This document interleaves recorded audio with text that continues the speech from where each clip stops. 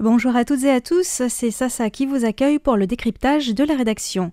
Aujourd'hui, nous nous pencherons sur la rencontre entre le président Lai Ching-te et des représentants d'associations environnementales mardi dernier, le 22 avril, à l'occasion de la Journée de la Terre. Deux sujets ont été au centre des discussions, le futur de l'énergie nucléaire et le projet de terminal méthanier à Geelong dans le nord de Taïwan. Mardi dernier, pour la Journée de la Terre, Lai Ching-te a organisé au Palais présidentiel une conférence nationale des ONG environnementales, invitant des représentants d'une dizaine d'ONG taïwanaises de protection de l'environnement. Près d'un an après son investiture, c'est la première fois que le président organise une telle rencontre. En introduction, Lai Ching-te a souligné les efforts du gouvernement en matière de lutte contre le changement climatique qu'il a qualifié de plus grand défi de ce siècle. Rappelons que l'objectif de Taïwan est d'atteindre, comme les pays européens et le Japon, la neutralité carbone d'ici à 2050. Taïwan s'est fixé comme objectif intermédiaire de réduire les émissions de gaz à effet de serre d'au moins 23% en 2030 par rapport à 2005. En parallèle, le gouvernement doit garantir la stabilité et la diversification de l'approvisionnement énergétique en misant notamment sur la transition vers les énergies renouvelables. Sur ce point, je précise que l'objectif de 20% d'énergie renouvelable dans le mix énergétique en 2025, donc cette année, est toutefois loin d'être atteint avec seulement un peu plus de 11% fin 2024. Lors de la rencontre avec les ONG, Lai Ching-te a aussi indiqué que l'augmentation des achats de gaz naturel liquéfié, GNL américain, serait au centre des prochaines négociations tarifaires entre Taïwan et les États-Unis. En effet, le président américain Donald Trump a menacé Taïwan d'augmenter très fortement les droits de douane et a pointé du doigt le déficit commercial américain vis-à-vis de Taïwan. C'est la raison pour laquelle le gouvernement taïwanais projette d'augmenter ses importations de GNL américain dans un souci de rééquilibrage de la balance commerciale. À cet égard, le président Lai Ching-te a dit espérer que les ONG seront compréhensives. À noter toutefois que le GNL, parfois présenté comme une énergie propre parce qu'il émet moins de CO2 que le pétrole, reste une énergie fossile et a un impact non négligeable sur l'environnement.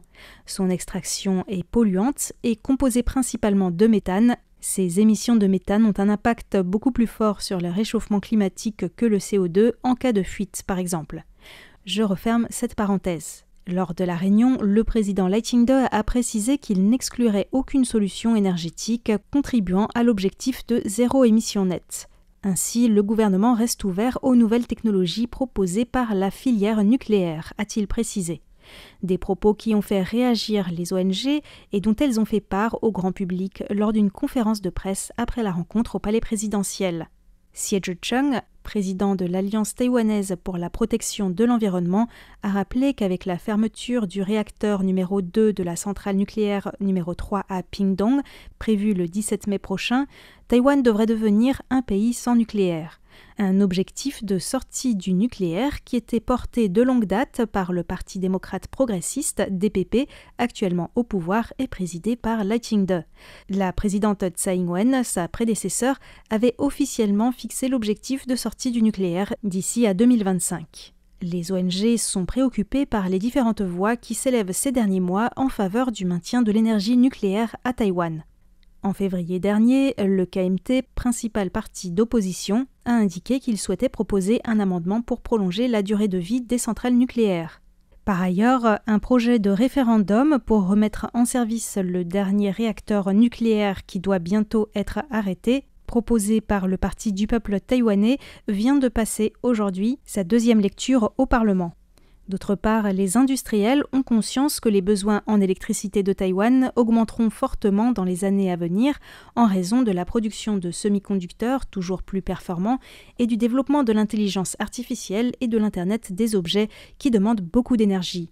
Dans ce contexte, certains industriels prônent le recours à de petits réacteurs nucléaires modulaires. On écoute Xie Zhicheng, président de l'Alliance taïwanaise pour la protection de l'environnement, lors d'une conférence de presse avant sa rencontre avec le président. En ce moment critique, l'Alliance environnementale de Taïwan et tous les groupes partenaires de la plateforme antinucléaire devrait profiter de l'occasion de rencontrer le président Lai pour appeler le pouvoir exécutif à exprimer son opposition aux amendements inappropriés apportés à la loi par le Yuan législatif. En particulier, le Conseil de sûreté nucléaire, responsable de la sécurité de l'énergie nucléaire, devrait affirmer fermement que les dispositions et réglementations actuellement conformes aux normes internationales de sûreté nucléaire ne peuvent être modifiées arbitrairement afin de garantir la sécurité de l'ensemble de la population. Xie Zhiqiang a donc demandé au président Lai Ching-te de se prononcer contre la reprise du nucléaire. Or, le président s'est montré prudent sur ce point. Il a indiqué que la fermeture du dernier réacteur le 17 mai prochain ne sera pas remise en cause, mais qu'il restait ouvert aux nouvelles technologies de la filière nucléaire en posant 3 conditions préalables. Que la sûreté nucléaire soit assurée, que la question des déchets radioactifs soit réglée et qu'il y ait un consensus au sein de la société. Rappelons que la question des déchets radioactifs est particulièrement sensible à Taïwan, en raison notamment de la petite taille du pays.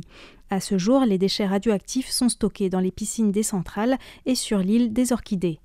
L'une des craintes des ONG est que la lutte contre le changement climatique, couplée aux besoins énergétiques croissants de Taïwan, ne mène à une reprise du nucléaire sous une forme ou une autre, le nucléaire n'émettant pas de gaz à effet de serre. Les ONG, quant à elles, estiment que les risques du nucléaire ne doivent pas être sous-estimés, comme l'a montré la catastrophe de Fukushima. Taïwan fait face à des risques sismiques similaires et, en raison de l'exiguïté de l'île, les centrales nucléaires sont beaucoup plus proches des grandes villes qu'à Fukushima. Quant au projet de terminal méthanier à Keelung, c'est un autre sujet qui a été vivement discuté lors de cette réunion. Les ONG craignent que ce projet soit mis en œuvre dans la précipitation, puisque le gouvernement taïwanais projette d'acheter davantage de gaz naturel liquéfié américain pour rééquilibrer la balance commerciale avec les États-Unis. Wang Xingzhi, le président de Wild at Heart Legal Defense Association, a souligné que ce projet de terminal se situait seulement à 1,4 km de la base militaire de Weihao et à 1,9 km de celle de Neimushan, ce qui, selon les ONG, constitue une brèche majeure pour la sécurité de Taïwan en cas d'attaque par l'armée chinoise. Lors de la réunion, le ministère de la Défense a toutefois botté en touche, indiquant que l'impact de ce terminal méthanier sur la sécurité nationale n'avait pas encore été évalué, ce que les ONG ont estimé regrettable. Wang Xingzhi estime qu'il est fort probable que l'empressement du gouvernement à équilibrer la balance commerciale avec les États-Unis entraîne une certaine précipitation dans la mise en œuvre de ce projet de terminal méthanier à Keelung et dans l'agrandissement d'autres terminaux méthaniers ailleurs à Taïwan, ce qui pourrait entraîner une augmentation substantielle des émissions de gaz à effet de serre. C'est la raison pour laquelle les ONG ont souhaité qu'une nouvelle évaluation plus stricte de l'impact environnemental de cette politique soit effectuée. Au total, les ONG auront présenté une 60aine de recommandations au gouvernement. On y trouve également le fait de ne pas développer l'énergie éolienne ou solaire au détriment des terres agricoles de qualité, de la forêt et des zones humides, ou encore le souhait que le gouvernement promeuve plus vigoureusement la réduction des déchets. C'est ainsi que s'achève ce décryptage. Si vous vous intéressez à l'écologie, je vous invite à écouter le décryptage de demain consacré au festival de cinéma Tipping Point, organisé prochainement à Taipei.